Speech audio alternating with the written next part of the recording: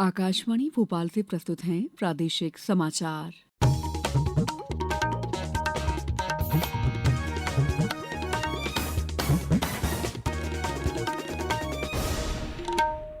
नमस्कार, समाचारों के साथ मैं दीपा सिंह। सबसे पहले मुख्य समाचार।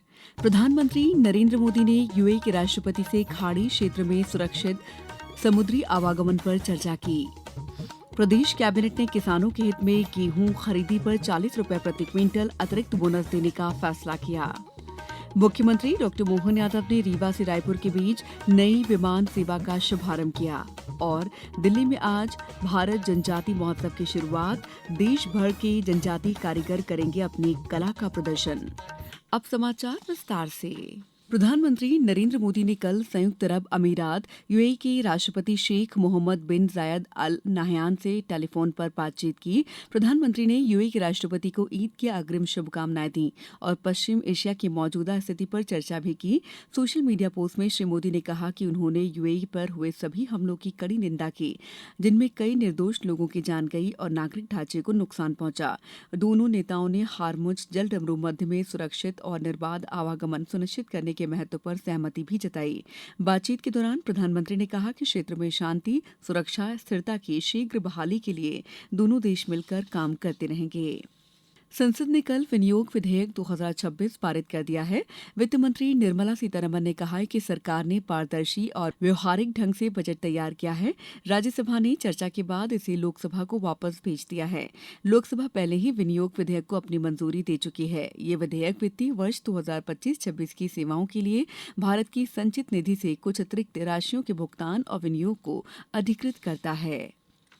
सदन में केंद्रीय मंत्री शिवराज सिंह चौहान ने प्रधानमंत्री नरेंद्र मोदी और वित्त मंत्री निर्मला सीतारमण का आभार व्यक्त करते हुए केंद्रीय बजट में ग्रामीण विकास के लिए किए गए ऐतिहासिक प्रावधानों की सराहना की। 95,692 करोड़ रुपए का प्रावधान जो केवल केंद्र का हिस्सा है, केंद्रीय बजट में है किया। अब तक का सबसे बड़ा प्रावधान माननीय उप सभापति महोदय। और हम तो प्रावधान करते ही क्योंकि योजना लेके आए। ये आशंका जता रहे थे कि राज्य सरकार पे विकास पैसा कहां से आएगा, राज्य सरकार बजट में कहां से प्रावधान करेगी। आज माननीय उप सभापति महोदय, ये योजना इतनी अच्छी है जिसको देश की जनता ने स्वीकारा है। रेल मंत्री अश्विनी वैष्णव ने कहा है कि मोदी सरकार ने देश में वोट बैंक की राजनीति के बजाय प्रदर्शन आधारित राजनीति की शुरुआत की है। लोकसभा में रेल मंत्रालय के अनुदान मांगों पर हुई चर्चा का उत्तर देते हुए श्री वैष्णव ने कहा कि सरकार ने पिछले 1 दशक में रेलवे में बड़े बदलाव किए हैं। रेलवे की फाइनेंशियल हेल्थ अभी जो भी प्रयास हुए हैं माननीय प्रधानमंत्री जी के नेतृत्व में इन 10 वर्षों में बहुत सुधरी है। रेलवे का बहुत बड़ा फोकस है सेफ्टी पे, पैसेंजर एमिनिटीज पे और पैसेंजर्स के लिए जो सुविधाएं हैं उनको बढ़ाने के लिए। मुख्यमंत्री डॉक्टर मोहन यादव ने कल मंत्रालय में मंत्रियों को संबोधित करते हुए कल यानी 19 मार्च से शुरू हो रहे जल गंगा संवर्धन अभियान के तीसरे चरण को जन आंदोलन बनाने का आह्वान किया। उन्होंने बताया कि प्रदेश में अब तक 3,000 से अधिक जल स्रोतों को पुनर्जीवित किया जा चुका है।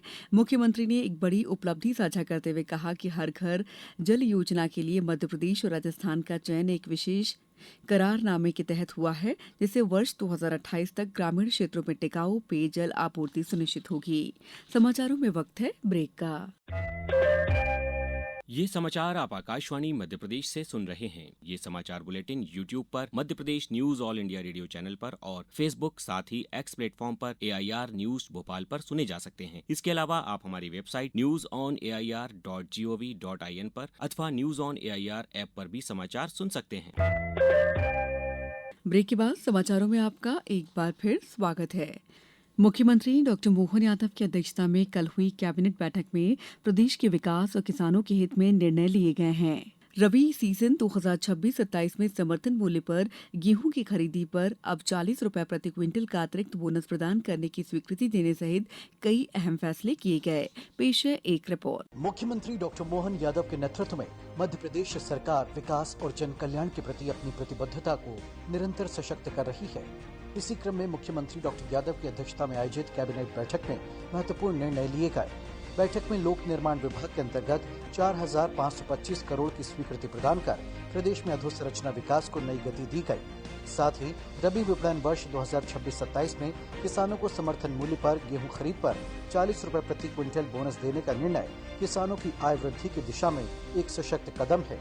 मंत्री परिषद ने उज्जैन में 945 करोड़ से अधिक लागत के 4 लेन एवं 2 लेन कॉरिडोर निर्माण तथा रीवा की पनवार माइक्रो सिंचाई परियोजना के लिए 228 करोड़ की स्वीकृति भी दी। कैबिनेट बैठक में पशुपालन एवं डेयरी विकास विभाग का नाम संशोधित कर गौपालन एवं पशुपालन विभाग और संचालनालय पशुपालन एवं डेयरी का नाम परिवर्तित कर संचालनालय गौपालन एवं पशुपालन किए जाने का अनुमोदन किया गया। मुख्यमंत्री डॉक्टर मोहन यादव के नेतृत्व में लिए जा रहे ये निर्णय प्रदेश को विकास, समृद्धि और आत्मनिर्भरता की ओर तेजी से अग्रसर कर रहे हैं। मुख्यमंत्री डॉक्टर मोहन यादव ने कल भोपाल से वर्चुअली रीवा रायपुर विमान सेवा का शुभारंभ किया। अलायंस एयर की ये उड़ान सप्ताह में 3 दिन संचालित होगी, जो विंध्य अंचल और पड़ोसी राज्य छत्तीसगढ़ के बीच कनेक्टिविटी को नया विस्तार देगी। समारोह को संबोधित करते हुए मुख्यमंत्री ने कहा कि विमानन नीति 2025 के माध्यम से मध्य प्रदेश में हवाई सेवाओं का तेजी से विस्तार हो रहा है। जल्द ही प्रदेश में एयरपोर्ट्स की संख्या बढ़कर 10 हो जाएगी। भारत जनजाति महोत्सव 2026 आज से राष्ट्रीय राजधानी में शुरू हो रहा है। इस महोत्सव में जनजातीय समुदायों की सांस्कृतिक विरासत और उद्यमिता को प्रदर्शित किया जाएगा। इसका आयोजन भारतीय जनजातीय सहकारी विपणन संघ द्वारा सुंदर नर्सरी में किया जा रहा है। केंद्रीय जनजातीय कार्य मंत्री जुएल ओराम इसका उद्घाटन करेंगे। ये महोत्सव 30 मार्च तक चलेगा। राज्यपाल मंगूभाई पटेल ने कल भोपाल में बिम्स्टेक सदस्य देशों के स्काउट्स और गाइड्स के क्षेत्रीय कार्यक्रम का शुभारंभ किया। भारत सरकार के विदेश मंत्रालय के तत्वावधान में आयोजित इस समारोह में राज्यपाल ने युवाओं से आह्वान किया कि वे भौगोलिक सीमाओं से परे जाकर मानवता, सह-अस्तित्व और सामूहिक उत्तरदायित्व की भावना को सुदृढ़ करें। ग्रामीण क्षेत्रों में शुद्ध पेयजल पहुंचाने की दिशा में मध्य प्रदेश ने कल एक ऐतिहासिक उपलब्धि हासिल की है। केंद्र सरकार द्वारा जल जीवन मिशन 2.0 को मंजूरी दिए जाने के पहले ही दिन मध्य प्रदेश सरकार ने दिल्ली में केंद्रीय जल शक्ति मंत्रालय के साथ MOU पर हस्ताक्षर किए हैं। इस योजना के तहत प्रदेश को लगभग 19,000 करोड़ रुपए की केंद्रीय सहायता प्राप्त होगी, जिससे दिसंबर 2028 तक हर ग्रामीण परिवार को नल से शुद्ध जल उपलब्ध कराने का लक्ष्य रखा गया है। अब कुछ समाचार संक्षेप में। भोपाल के गांधी मेडिकल कॉलेज में नव प्रवेशित स्नातकोत्तर छात्रों के लिए 1 दिवसीय ओरिएंटेशन कार्यक्रम का आयोजन किया गया। खंडवा की तीर्थनगरी ओमकारेश्वर में आज फूटनी अमावस्या के अवसर पर हजारों की संख्या में श्रद्धालु मां नर्मदा में आस्था की डुबकी लगा रहे हैं। आगर मालवा में घरेलू LPG गैस की सुचारू आपूर्ति सुनिश्चित करने पर अपर कलेक्टर ने जिला अनुभाग स्तर पर कंट्रोल रूम स्थापित किए हैं। सतना और मैहर में आज से 30 मार्च तक सभी ITI में SIS सिक्योरिटी सर्विस का 1 दिवसीय प्लेसमेंट ड्राइव का आयोजन किया जाएगा। मैहर में 9 दिवसीय चैत्र नवरात्रि में मां शारदा देवी मंदिर में आने वाले अत्यधिक संख्या में श्रद्धालुओं और दर्शनार्थियों की संभावना को देखते हुए कलेक्टर ने विभिन्न स्थानों पर 14 कार्यपालिक मजिस्ट्रेट तैनात किए हैं। डिंडौरी में शिक्षा का अधिकार अधिनियम के तहत निजी स्कूलों में निःशुल्क प्रवेश के लिए 89 निजी विद्यालयों में 4 दिनों में 299 आवेदन प्राप्त हुए हैं। इस बुलेटिन में बस इतना ही। अगला बुलेटिन दोपहर 2:10 पर। दीजिए इजाजत। नमस्कार।